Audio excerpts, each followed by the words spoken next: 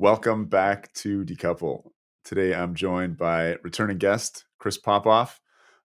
Chris, you were popping off the other day. We were talking about extreme weather events in Alberta. I'm sure that's not the first time you've heard someone riff on your last name like that. It will not be the last. Great episode. Got Nope. some awesome feedback. Had a journalist in Alberta call me up and say, "Who the hell was that guy?" And I liked what he was saying about narcissistic energy in relation to wind and solar. So you touched a nerve there. Um, was it Doomberg? He often talks about being provocative without being polarizing. Um, and I don't know if that was on the edge or not, but I do appreciate creative language, creative writing skills, and I think you justified the use of that language pretty well. Anyway, Chris, you're rapidly gaining a reputation here on Decouple. People want you back. I want you back. And we left a little seed at the last episode that we were going to start talking a little bit about the oil and gas side of things, Alberta, unconventional oil, etc.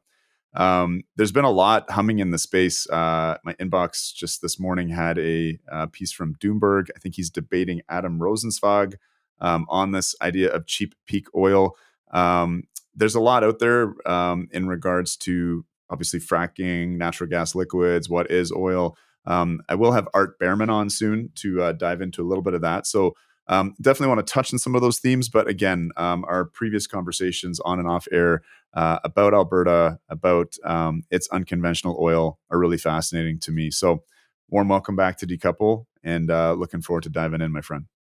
Thanks for having me back, Chris. I received quite a few messages myself on our last episode, so it was great to have a polarizing reaction in the audience. There was some hate mail and there was some fan mail in equal measures, and I like that. I think it's good to stimulate discussion in this space. My goal is pretty straightforward around just wanting to increase the dialogue and the awareness around energy. And I think we refer to that as energy literacy. So if we get closer to that ends, then we've been successful. And I appreciate your generosity in having me on your wonderful platform to do that. Yeah, you did share that article, Berman's thoughts on Doomberg's take on peak cheap oil.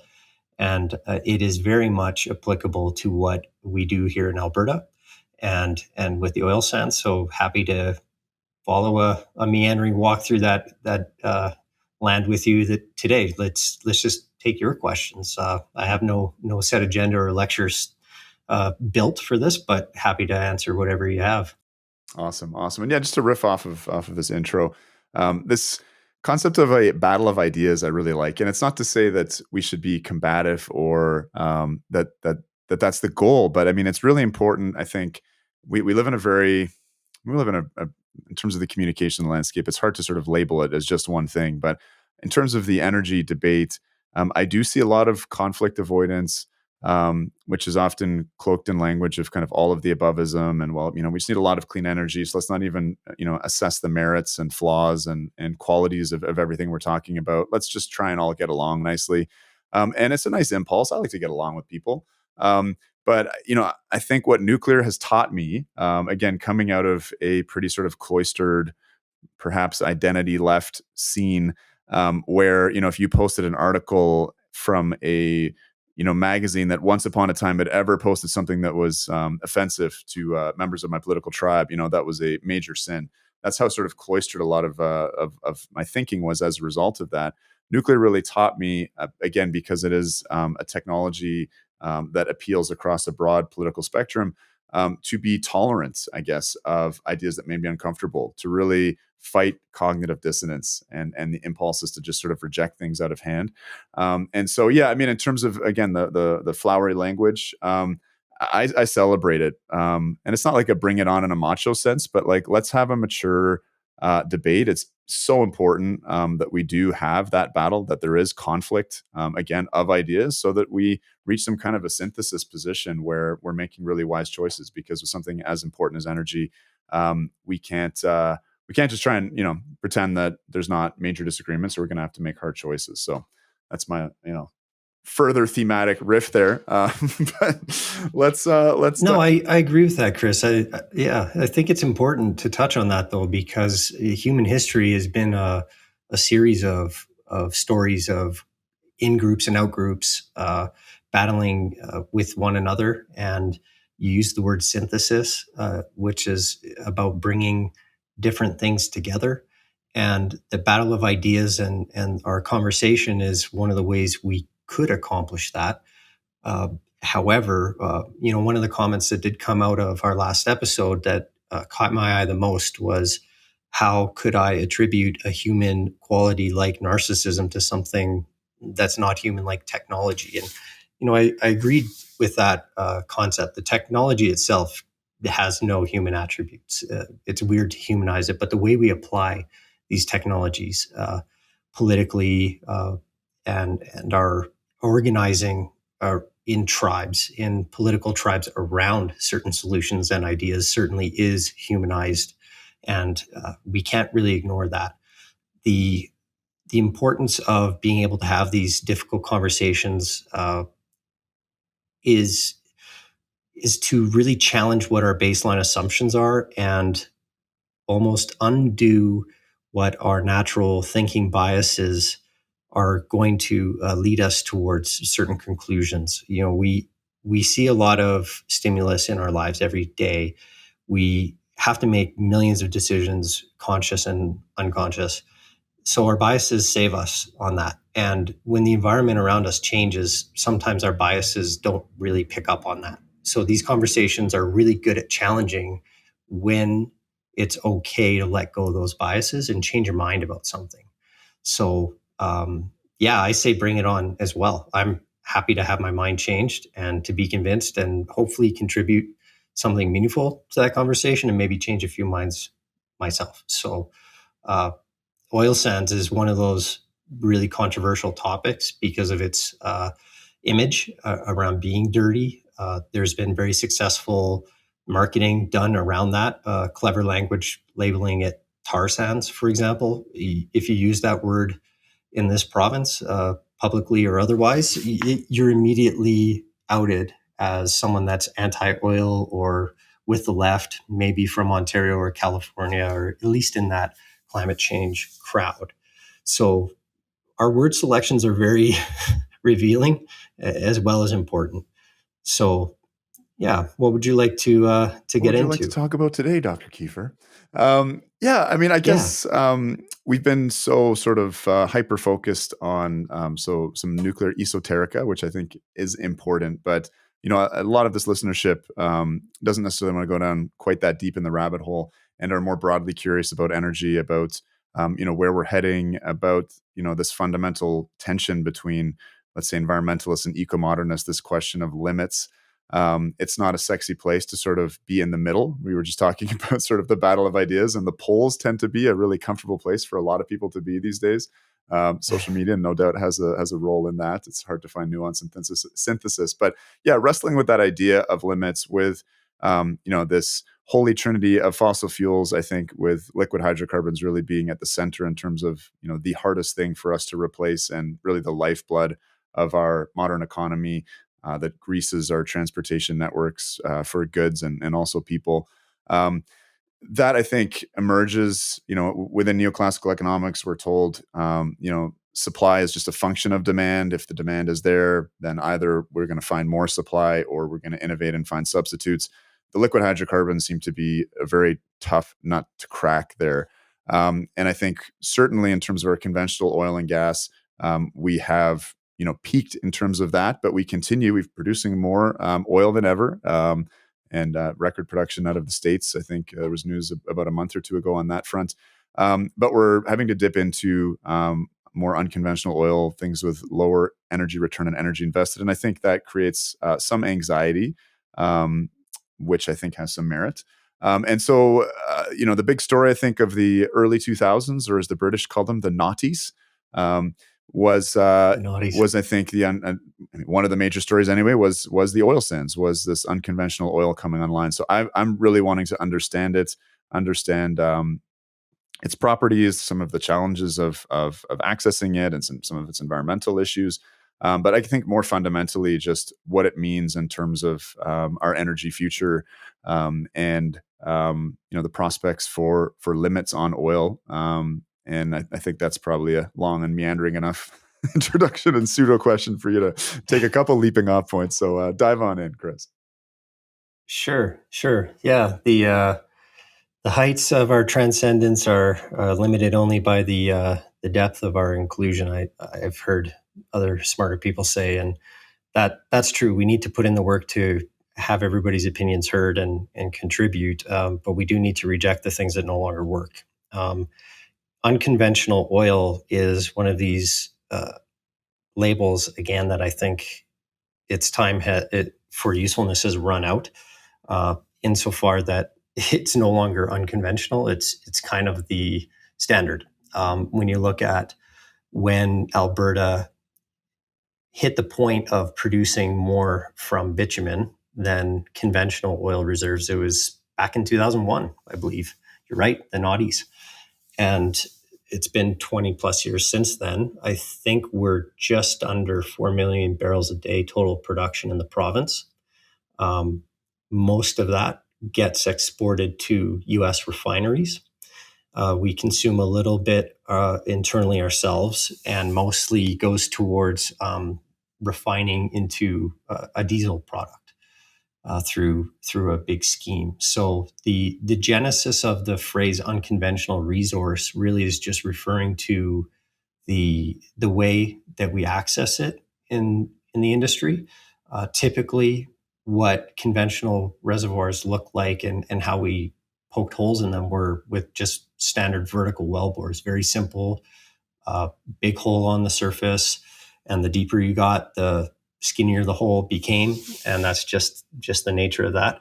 And you could get at the resource that way. You could complete the well just by running a little string of what's called perforation devices down in there, and you hang it and you set the charge and fires all these little bullets or charges more or less at once, and it would open up the steel casing, allowing the fluid to flow in.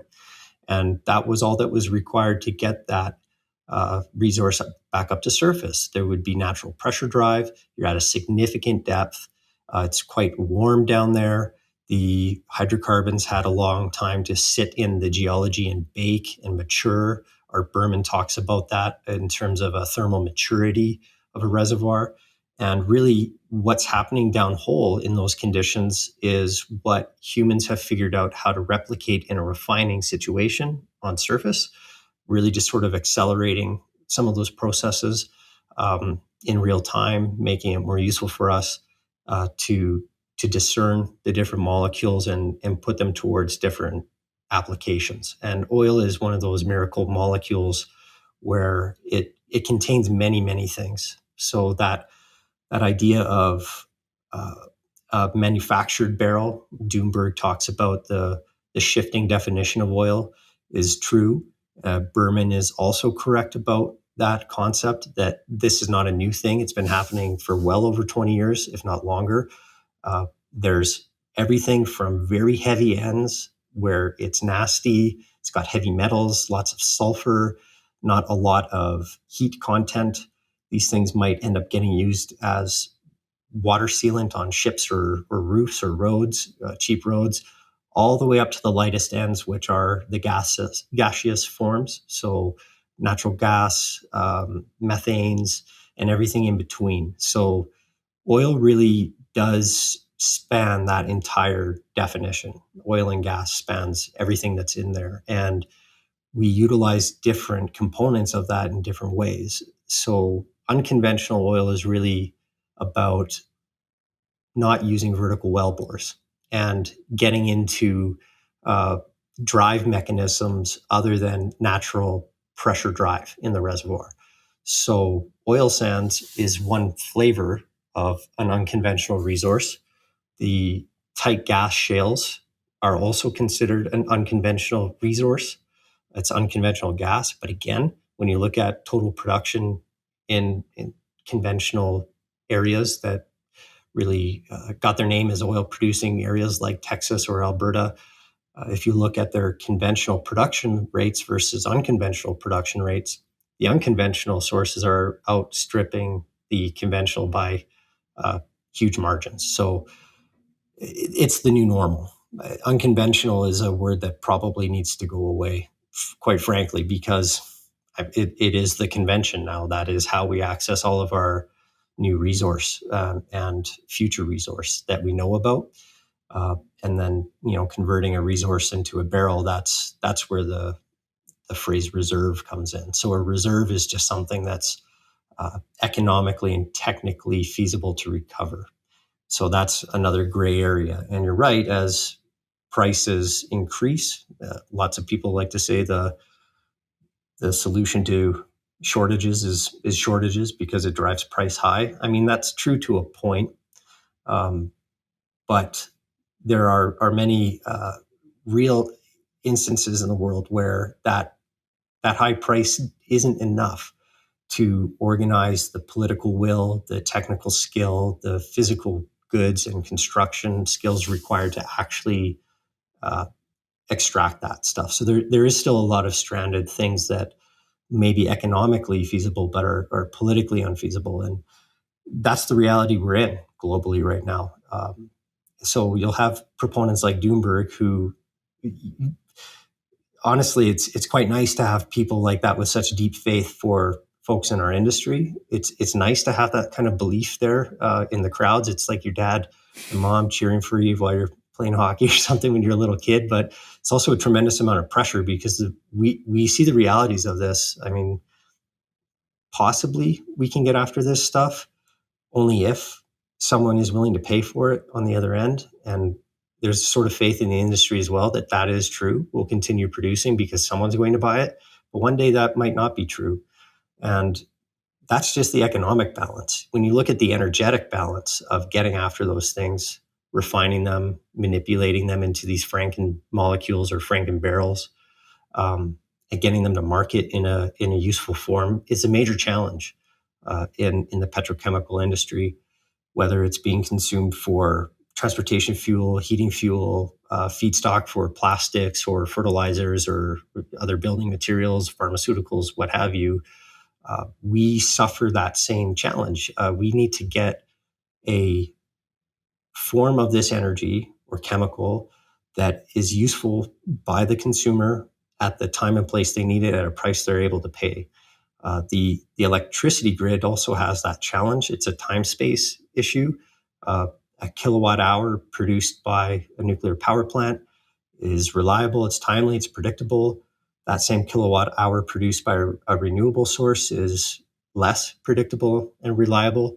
And often it shows up when it's not being asked for. And that's how it ends up being curtailed or just thrown away, dumped. In oil and gas, we have similar analogies. We'll flare or vent or turn it into a product that can be stored for later, the same way a kilowatt hour might be packed into a battery and hopefully used later. So there's a lot of things that we share in terms of delivering a petrochemical product or a thermal heating fuel, transportation fuel, and a useful kilowatt hour. We're producing the ability to do work. And yeah, so that phrasing, that conventional, unconventional, is no longer Right. helpful. I believe it's we have what we have. What we have left is harder to get at. The energy content and the quality of it is reducing overall, and it takes more energy for us to deliver it to that consumer in the form, factor, and time and place that they can actually utilize it. And that's the big challenge. I mean, I guess I can see the value of still using conventional versus unconventional purely from the perspective that we do seem to be peaking or have peaked in terms of our conventional production. And now, as you're saying, we're moving into novel ways of extracting it, not just a straight pipe down into a formation and a resource under pressure, etc. Let's zoom out for a second. We did cover a little bit of Alberta geology in the past, and maybe we can be both a little more non-specific, but also tying into to oil sands. But just in terms of a brief history lesson, how oil gets made, With fracking, you hear that we're accessing the source rock. Once that's drained, there's nothing else left. But tell us a little bit, give us a quick geology lesson. I know that's not an easy thing, and this is a big question, but about how oil basically is produced, where it's produced, how it moves, where it ends up becoming economically accessible. And then maybe we'll do a separate question about Alberta specific stuff. I know there's a couple different ways in which their unconventional oil is mixed into the geology. Yeah, definitely. Basically, the everything goes back to coming out of the energetic reaction of our stars. Quite honestly, and on the history of our planet, we're fortunate to have many years of biological activity, and we have many periods where there's been vast forests and reefs where there's a lot of biological activity occurring in oceans. And it's just that huge amount of biomass that will accumulate and then be covered somehow by a geologic process, whether that's a volcanic eruption, major asteroid strike, huge shifts in tectonic activities. And as forests and reef structures and everything of that nature die off and then get buried, they also will be preserved.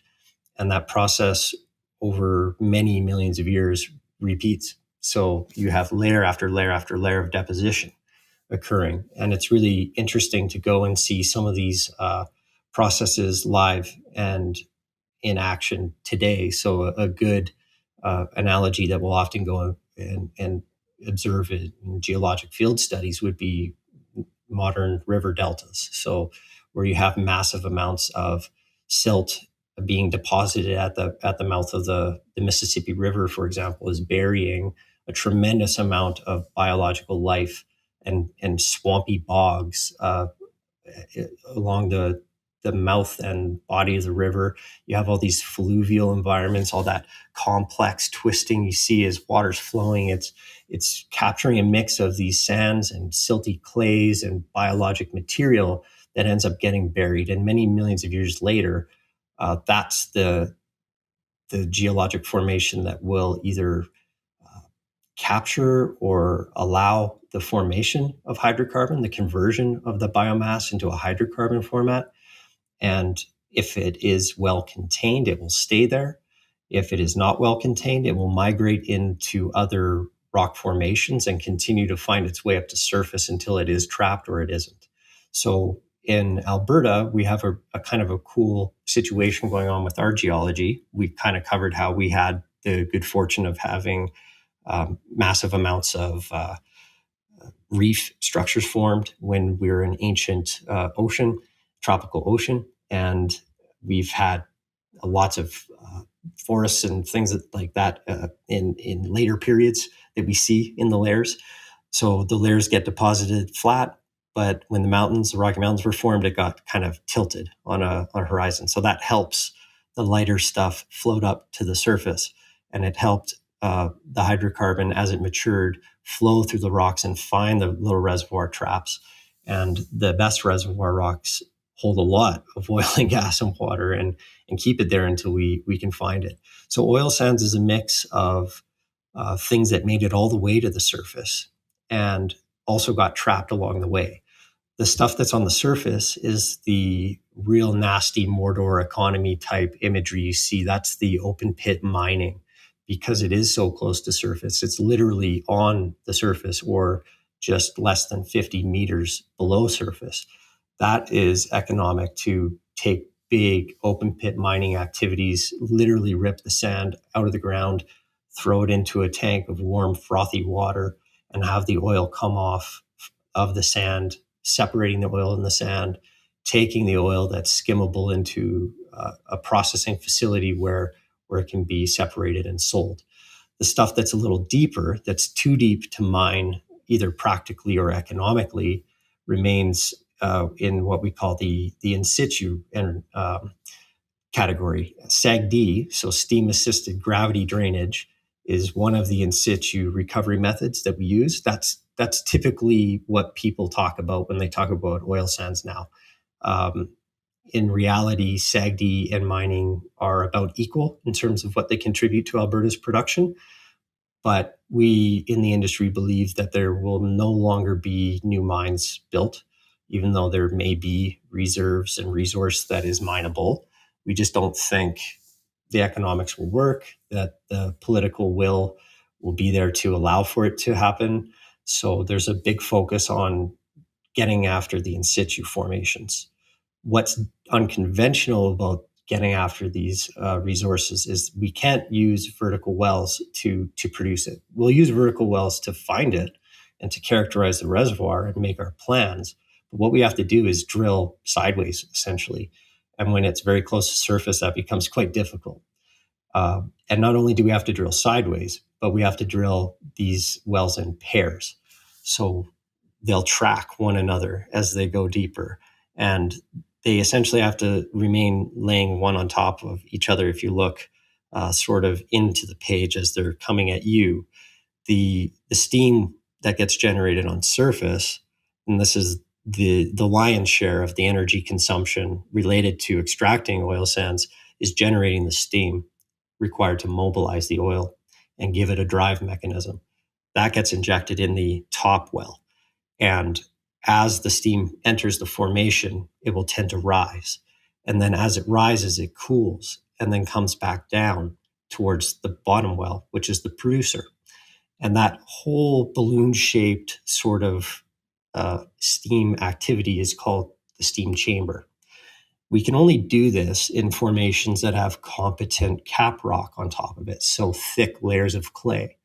The really challenging part in Alberta and the fun part of our geology is that we also had a ton of glacial activity recently where just huge amounts of the overburden were stripped away or washed away by glaciers receding and moving, and then the resulting rivers that form. So there are huge channels that are cut into these cap rocks where if a steam chamber were to be placed there, it would not be contained. It would find its way all the way up to surface. So we have to do a lot of work to avoid those situations. We obviously do not want to cause a bunch of bitumen bubbling up to the surface. It has happened. So we have to be quite cautious with that.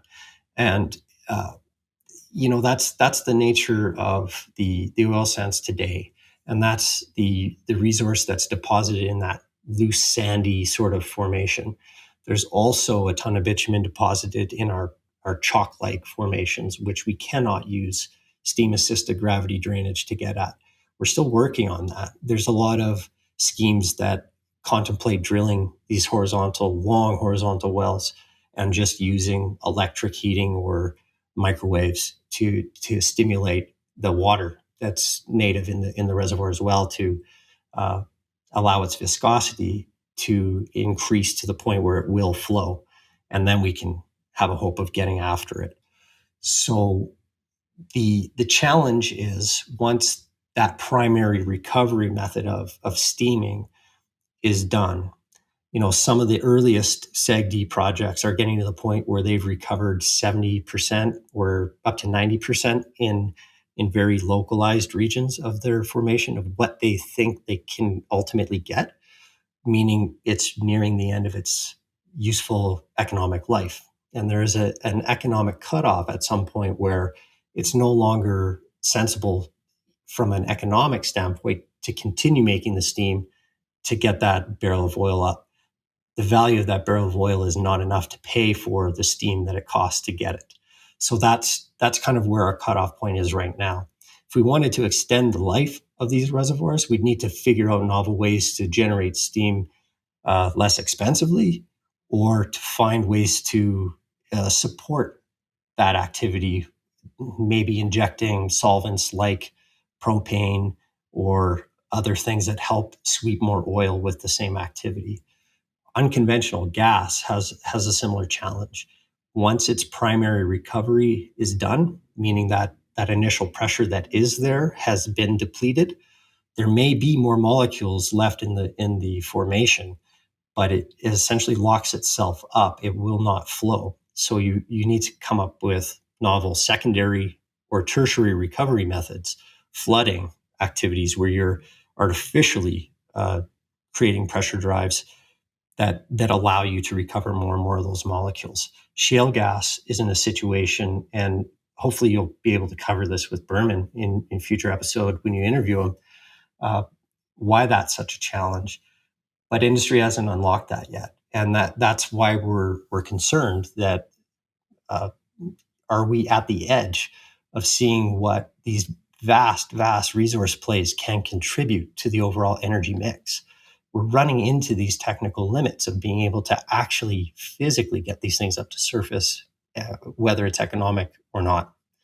And it's a major concern. So I do want to get into some more sort of descriptions, and I have questions about the sort of stationary power generation to make the steam, and this probably like spider-like radiation of steam pipes, and how far you can carry that steam. Like I'm super curious. I love getting vivid descriptions of massive bits of infrastructure. But before we go there, a big consideration seems to be this idea not just of peak oil but peak cheap oil is that you have decreasing energy return and energy invested. So I'm curious how well this has been studied, how much energy has to go in, perhaps in sort of barrel of oil or barrel of oil equivalents to get a barrel out, and how that's reflected in cost. Because the fracking revolution really seems to have killed the oil sands. Price of oil went quite low.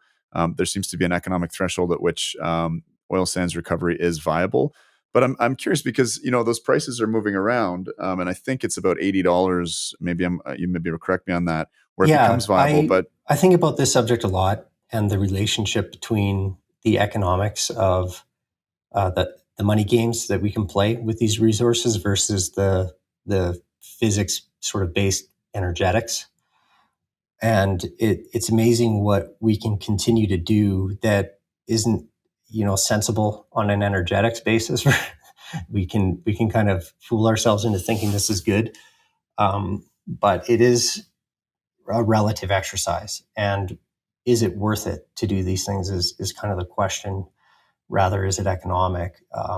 So with oil sands in particular, the studies show roughly the amount of energy that goes into recovering this 3 to 4 million barrels a day of bitumen production is about anywhere from 3 to 5 as a return. So the energy that we get into our product and exported is 3 to 5 times what we put into it.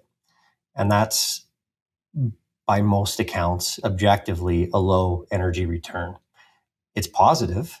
It pays for itself economically and physically, but is it contributing meaningfully to a society that's growing? And when I say growing, not just producing more GDP or increasing population, but expanding the access to technological benefits or other sort of human rights within the society, whether the population is growing or not. That's the biggest question in my mind. What is that threshold that our civilization requires to just maintain the standard of living we have, let alone expand that standard of living? When we have a significant amount of input coming into our society level system at such a low return ratchet, 3 to 5 times, that's helping us survive, but it's not helping us expand or grow.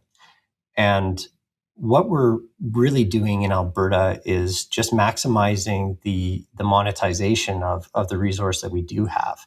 And we're substituting the energy that's available in the gas liquids that we're physically plugging into those bitumen barrels through refining processes in a way that makes the energy content palatable by the consumer. But it's, unless you're looking at it from a holistic perspective and counting the contribution of all the sources, the energy contribution of just the bitumen barrel itself is not very substantial. So in a sense, it's becoming a battery of sorts, a chemical battery or a carrier of energy more than a source. So very, very similar to a battery in that sense. So it's useful. It's consumable. People can afford to pay for it in many markets, but not all markets. and so that's the balance. So uh, that's my take on the energetics of it, and how we can sustain that is only through the substitution factor. And right now, the substitution bill is being paid by our abundant natural gas resource that we also are fortunate to have. If we did not have that at our fingertips, this would not work the same way. And my argument with what I'm up to in the nuclear space is, well, why not do that with fissile and fertile fuels? It works with natural gas. That's a finite resource as well. Fertile and fissiles also finite, but the lifespan potential of those fuels is much greater than what we have available for natural gas. So, I mean, that's kind of my core argument there. And insofar as we can continue performing those substitution activities, these will remain a viable product to the global energy consumers around the world. Um, that's kind of fundamentally it. In terms of the economics and the economic cutoff price, there's some interesting things that happen. So that WTI price barrel is the one that often gets talked about. That's a benchmark price at West Texas, and it describes a certain grade of oil. So WTI means West Texas Intermediate, and it's representative of what most people would think about what a barrel of oil is, like what the nature of it is, the mix, the energy content of that barrel is a de facto standard. And if what you produce is of greater quality, you will actually be paid a little bit more. If the quality of what you produce is less, you get paid less. So in Alberta, we suffer that effect, and we sell our bitumen at a benchmark called Western Canadian. Oops, sorry, knocked over my mic. we get paid at a benchmark called WCS, Western Canadian Select, and there's a huge difference. We get hit with a discount, and we call that the differential. So not only is it important to look at the WTI price, which is nice, at $80, it will pay for a lot of activities around the world, including in Alberta, but you have to take into account that quality discount, and that fluctuates anywhere from $5 to $25 a barrel. And then there's the exchange effect between Canadian and US dollars as well. So all of these prices at WTI are in US dollars, WCS is in Canadian. And so you have all of these conversions and discounts being applied to our business. But typically, that differential has kept itself in check as US refining activities have invested in the equipment required to take a heavier barrel. And that's been interesting because we've been a captive supplier to US refining interests since day one. Venezuela is another analogy. They're very much a victim of their own sort of domestic policy. Albertan energy companies were willing to participate without taking too much for themselves compared to a nationalized Venezuelan policy where, it wasn't a given that Alberta would be the de facto supplier to U.S. refining interests as they have been over the last few decades. That very easily could have been Venezuela. It still very well could be Venezuela if they played ball the way they need to. It's quite interesting to see how these things play out. So the economics are a different game than the energetics. We're fortunate in Alberta that we've figured out ways to continue winning enough in both realms that we're still at the table. There's so much to unpack. There are so many threads I want to pull on, and I'm going to try not to pull on too many all at once. But the geopolitics side, fascinating, and just thinking about what was happening in Venezuela as the oil sands were really taking off. I mean, part of that was obviously driven by the price of oil. The price of oil was partially going up for reasons about declining conventional, I guess, but also some of the strong arming of OPEC, and I think Venezuela had something to do with that. But yeah, being sort of competitors in terms of inputs to the US. This brings me to I guess, the question about sort of light and heavy oils. I think I've got a very simplistic and perhaps incorrect sense of that. But in terms of the US being oil independent, that is not actually the case in terms of it's not producing all of the oil it needs with the refinery capacity it has to not need to import anything. In fact, it needs to, from what I understand, import a lot of heavier oils um, to produce, I guess, the spread that's required, and some of the heavy distillates, which are so fundamental to God, B.F. Randall talks to us sort of the beating heart of civilization and the blood of Yes, civilization, the diesel engine and diesel diesel. fuel. So is is Albertan oil sands oil heavier? Does it work well with U.S. refineries in terms of, I guess, upgrading their lighter oils to get those heavier distillates? And and again, just to clarify, light versus heavy, like you hear about certain unconventional oils having less energy, being less energy dense. Is it as simple as saying heavier oils have they're more energy dense? Is it just that they have more sulfur? Like help me understand light and heavy, and Sure. then that dynamic with U.S. refineries and the role for Alberta Oil in terms of uh, optimizing those refinery facilities as they have been set up. Yeah, yeah, absolutely. It is kind of complex in some regards and counterintuitive in some regards as well. It's important, I think, to understand the difference between gravimetric and volumetric density. So, gravimetric energy density is on a mass basis. How much energy does a substance contain? Volumetric is literally just in how much space can that energy be contained. And I find it's more useful to think about energy density on a volumetric basis because that's how we tend to handle it.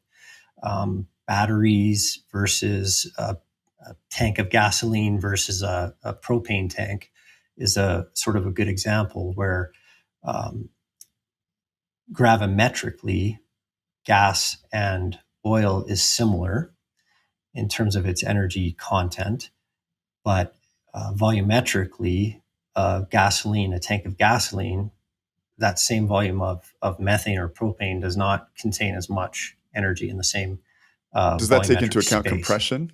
Does that take into account compression or? Right. If so, like a liquefied natural gas is being compressed and cooled to a great degree. So that's exactly it. You're packing more of the molecules in the same space. That's what essentially you're doing with liquefied natural gas. So you're taking a fuel that has a high gravimetric content and increasing its volumetric energy density. So it takes a tremendous amount of energy to compress all of that gaseous molecule into a liquid state. And now it's comparable to um, other naturally existing gas liquids or hydrocarbon liquids at standard conditions, meaning room temperature and atmospheric pressure. Batteries are sort of a crappy mix of both. Like they're heavy, um, and they take up a ton of volume, so they don't contain that much energy on either metric. So they're sort of a less useful tool for us for moving and accessing energy around. So in that sense, when you think about it, in situ, so while something is in formation, if it's a lighter oil, it tends to flow with less resistance. It wants to be on top of the column as you're drilling through it. It will naturally settle out that way. The heavy stuff falls to the bottom, the light stuff comes to the top, and then the gas cap is at the very top. And the lighter something is, the easier it flows, easier it is to get at. The energy content of these different hydrocarbons is gravimetrically similar, but volumetrically quite different. And heavy oils do have less energy content than the lighter ends, like the gasolines, the natural gas liquids, the gas condensates, which are highly volatile, tons of energy on a mass basis, but they're very diffuse. So they want to escape. And heavy oils also contain lots of nasties like heavy metals, sulfurs that the lighter, sweeter crudes do not. And the U.S. refining complex has shifted over time to accept heavier and heavier ends. So we're a wonderful partner for U.S. refining interests, and indeed many refining interests globally uh, take on heavy ends because they can make great diesel fractions out of those things quite easily by inserting hydrogen into the mix. So breaking up the long chain hydrocarbon molecules in those heavy ends. That's typically all that the difference is the molecules that make up those fractions are longer and more complex. They're carrying more. So when we're applying energy in a refining situation, what we're doing is just breaking some of those bonds up and then substituting a hydrogen on either end instead of the two carbons holding hands. We say carbons, break it up, be friends with a hydrogen instead. Now you're left with a smaller chain. Total mass is similar, just a little bit of hydrogen gets added, but we're moving it up the fraction, the column, so lighter ends, and just being able to do different things with it. So that's primarily the difference between heavy and light. When we talk about the U.S. being a net producer, that's just looking at all contributions overall. They're making more than they can consume. That does not mean they're not importing. They import a tremendous amount of hydrocarbons, as does Canada, even though we're net exporters. So there's a little bit of a shell game going on, and a lack of nuance when someone just says, "Oh, we're energy independent." Not so, not quite like that. Uh, there's still a lot of trading horses that goes on, and partnerships that are required, and relationships that need to be maintained. So just a very rare, very quick question. Is Alberta oil privileged from a price perspective for having that value in terms of being able to be down blended to create your heavier distillates in your diesel fraction, or it doesn't get any sort of bonus points for that? No, we pay a penalty. In fact, around the quality. It's it is a trade off, and again, that's based on the embedded interests and what the refining interests are asking for. When we get the discount applied to our production, that's essentially the refiner saying, "Well, this is less useful to me. I have to pay more to effectively convert this into a product that I need to sell. I need to pay for all that equipment and extra activity, plus my profits, plus my cost of capital." And there's that bargain that we make, the trade-off to just have that barrel continue to trade uh, to those interests. Is The that because like diesel and heavy distillates are not rewarded enough or not valued highly enough? If I'm understanding this correctly, Alberta heavier crudes are useful to create more heavy distillates because the U.S. tends to have a lighter oil that's less compatible with that. Is it just because we don't appreciate our asphalts and our diesel and our kerosene and we privilege our gasoline? Or I'm just trying to understand perhaps why. Yeah, if you think about it in terms of the demand on the other side, the total market for those products is different. So people are willing to pay different prices for those products. Gasolines and diesels on an energy basis have a value to them that's 3 to 10 times greater than a similar amount of energy from natural gas. Even though you're buying the same heat or work potential, people value the product differently. And the fact that you have to pay for desulfurization, you have to pay to synthesize hydrogen, to insert into those long chain molecules to make a useful product. That's really the discount we're paying. The interesting thing that's happened in Alberta recently around Northwest Refinery, another sort of government sponsored initiative to build additional refining capacity here. That's what we take about 500,000 barrels a day for, and make gasoline, or sorry, diesel out of it, and look to sell that it can only go so far. So if we're not consuming that diesel regionally, its price will be suppressed because we're oversupplied. Alberta really suffers from a lack of export capacity, period, for many of its products, and that will limit us ultimately. So there's a little bit of that as well going on. We have no better options to sell to. If we had more customers asking for this heavy oil, maybe we'd pay less of a differential, and our local benchmark price would be closer to the global harmonized standard price. So there's a lot of really regionalized, interesting games that go on with energy trade that are very tied to local supply and demand dynamics that are Okay, decoupled from one the one energy more content of that product. brief question.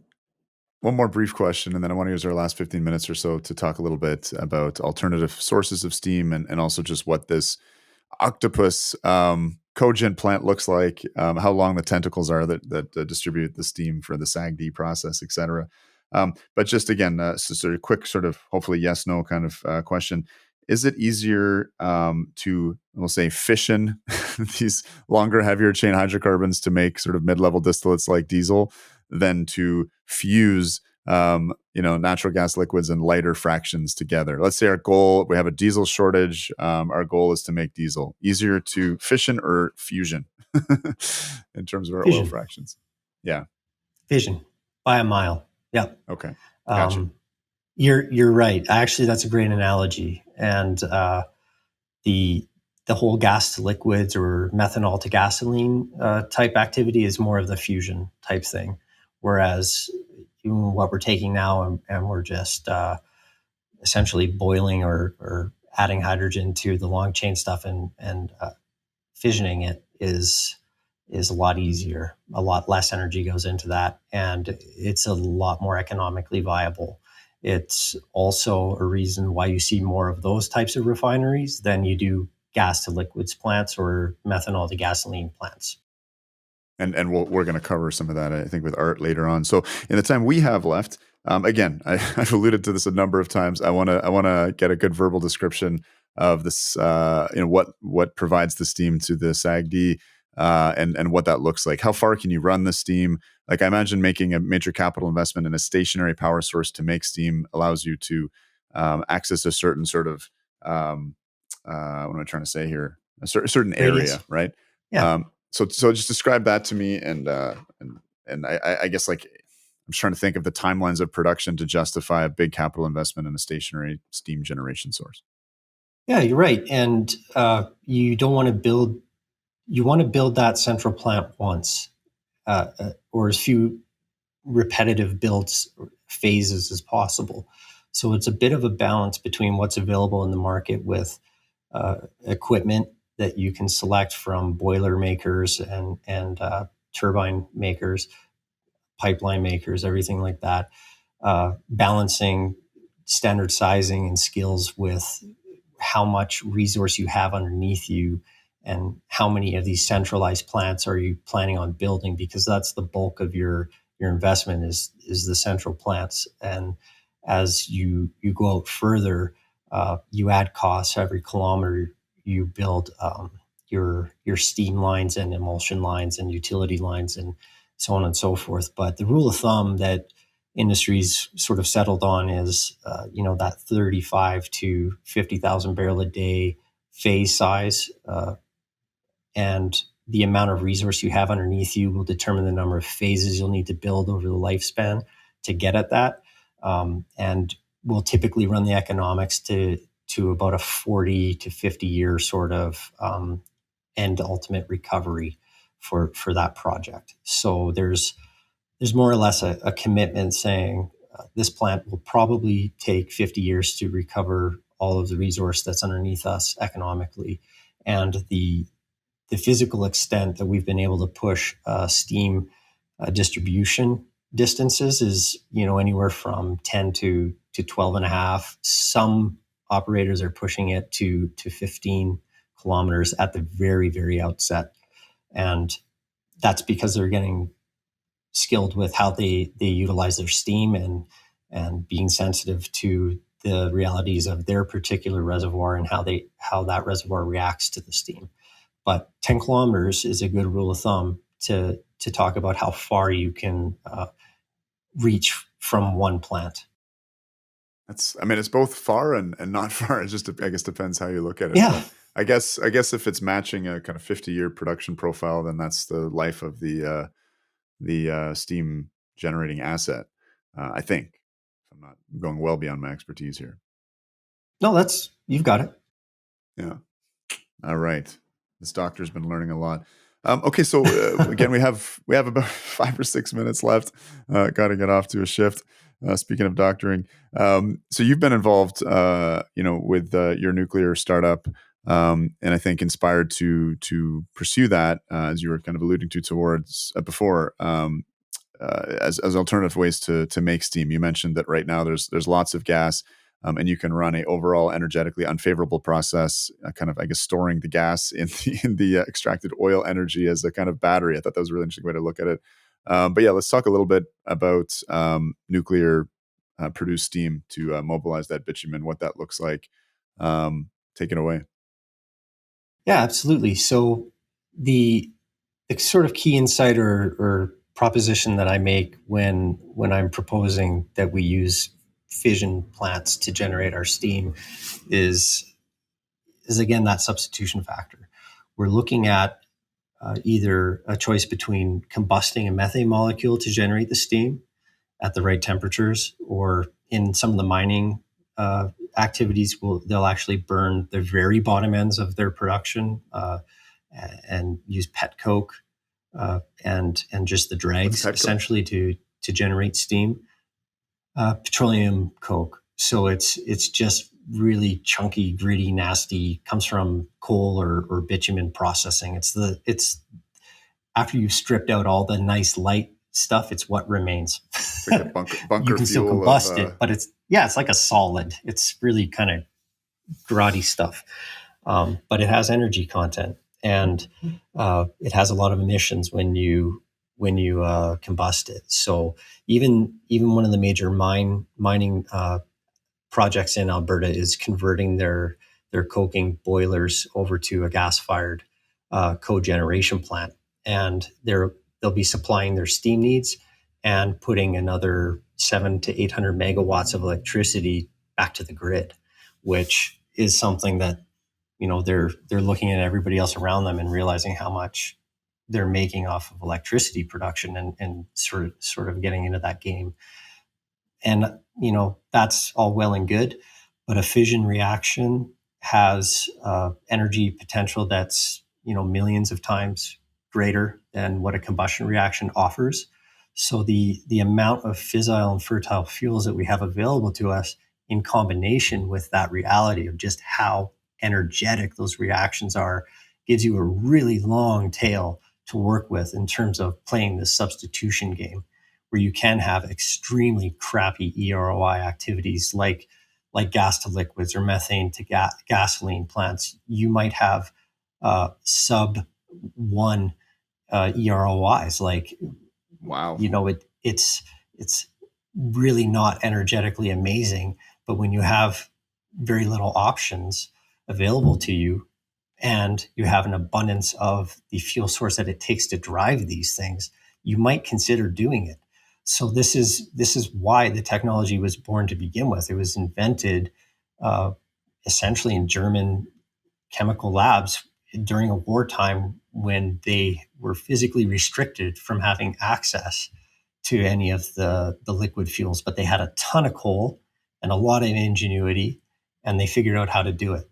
South Africa is in a situation that's similar. They don't have the war constraints, but they have a lot of other physical constraints and lots of coal. And that's how Sasol has been able to justify their investment in some of these gas to liquid plants. Same thing with what we see in the Middle East with Pearl. Tons of abundant gas and an ability to recover those investments by selling the higher valued liquids. Alberta is kind of in a similar game. So if we like playing these games and people want to keep buying them, we can continue playing the game almost indefinitely by tapping into this extremely abundant energy supply that's many, many times more energetically excessive. The ROI of fission reactions, even in conventional reactors, is anywhere from 25 to 75, so well above what's required to pay the substitution bill and contribute that into the society level system at a level that's above that minimum threshold of maintenance. It will actually encourage and expand growth. Um, when when I look at the molten salt reactor type variant, the energy return on invested is anywhere from 100 to 1,000 times. So that's really good. That's really attractive to me. And why it works really well for this type of activity is because its primary output is heat.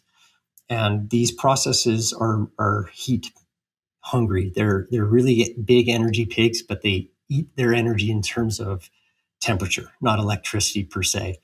And the temperature range is relevant too. So a lot of these processes run in around 350 C, and that's just a sweet spot for this type of machine. And not only can it supply the content, but it can supply the quality of the energy and steam required to continue these activities as is. And that's really important, being able to dovetail in with existing skill and infrastructure, I think just gives emerging technologies a higher chance of success overall, regardless of what it is, and including advanced reactors. So when we're talking about nuclear, I'm definitely one of the all of the above type guys to a point. Large reactors, we definitely need them. We need more of them. They need to continue being built and refurbished. SMRs, where they make sense, are in the markets that the large reactors don't fit. And these massive thermal markets in remote locations are good examples of where existing gigawatt scale reactors just are a mismatch in terms of a market fit. And And is that's where that we're more trying of to a fit our product in. is that more of a sizing issue, or like I've heard one of the criticisms of conventional nuclear is that the steam produced isn't super high temperature, therefore it's less Right. efficient in terms of making Yeah, electricity. And correct. obviously, just combusting fossil fuels, you can get insanely high process heat and steam heats. And I think that's a rationale for some of the high temperature gas reactors or molten salt or sodium reactors is again getting a higher temperature. Do you need that higher temperature steam for SAGD or is that sort of 350 degree centigrade heat from conventional steam from nuclear? Okay, I thought it had to be higher temperature. Yeah, so the temperatures that our molten salt reactor will run at are higher than 350. They're closer to 600 C, and that's sufficient to get the steam in the conditions that are required to push it that distance, that 10 to 12 kilometers. The 350-degree threshold I was referring to is largely around what's required to run a gas to liquids type process, or a methane to gasoline type process, which is important because our temperature at 600, if it's sited in a plant that needs high pressure steam to run SAGD, but it's also trying to feed a co-located or closely located plant that is upgrading the bitumen to a higher quality product, it can be sufficient to supply both.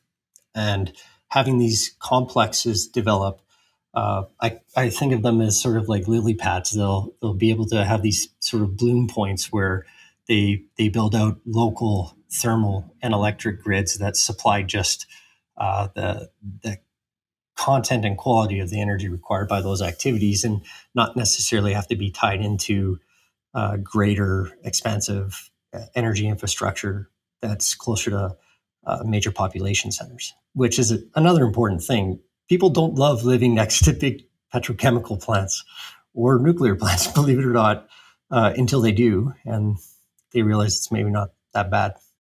The nuclear ones, yeah. Okay, so damn these hard stops, but just really. So as a result, really briefly, because there was a plan to deploy nuclear in Alberta, and probably enough, it was very large nuclear. It was the advanced CANDU reactors, around 1,100 megawatts, and we had an interesting conversation before. But that was because, as you mentioned, these carbonate oil deposits in the north, I believe.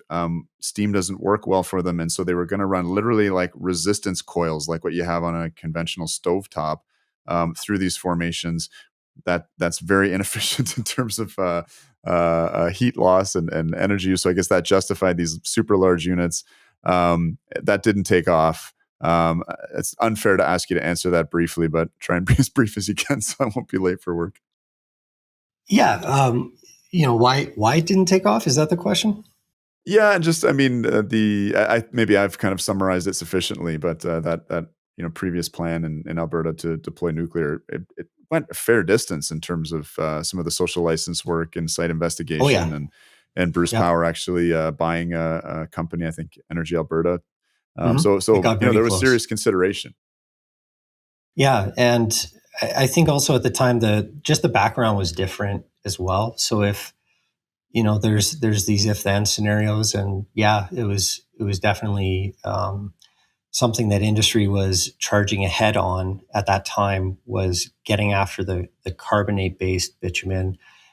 But there was also a recognition that the electric demand on the system may also grow. So even if that never came to be, the carbonate development never came to be, it was possible that the electricity could be sold to the grid. There were still hurdles to that because the North and South were not as connected as they are today.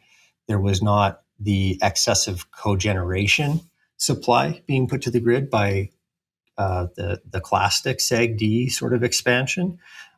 Coal interests were still being permitted to operate, and there is somewhat of a protectionist tradition in our province that embedded interests should be allowed to continue to trade in the activities. Just being grandfathered in and being permitted to have the full extent of the deal that was made with them when they initiated their action and made their investments. So they don't want to be cut off early, essentially.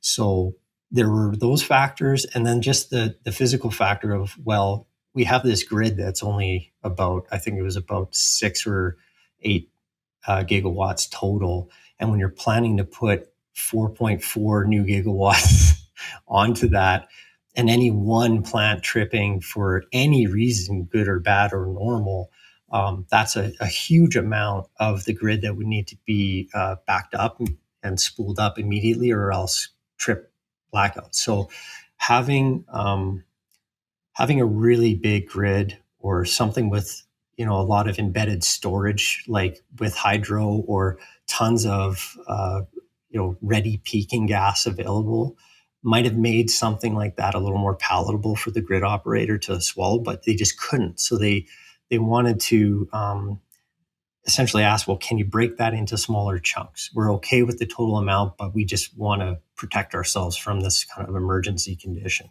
And they only had the one option to sell electricity. So if their output could have been diverted to other activities or otherwise, curtailed, then that's one thing. When you're selling into a project or a thermal grid regionally of other petrochemical processes, we'll back that up probably with conventional gas combustion. If the heat from the fission processes is upset, there are buffers you can build in, either with backup combustion, or you have thermal storage of some other sort that creates a bit of a buffer, or you just ramp down your production activities. You cut yourself out. Like a blackout in that sense is economically harmful, but it's not catastrophic to the well-being of the entire society. Not being able to have a warm home in a minus 40 situation, it's not going to kill people. So it's a totally different proposition. Okay, Chris, kind of a sorry for that last kind of curveball question. That's all That right. just had to satisfy my personal curiosity. Thank you again for coming back. Really Anytime. a great mix of qualities that you bring to this conversation. I'm sure you'll be a recurring theme on Decouple. So appreciate the time, my friend, and until next time.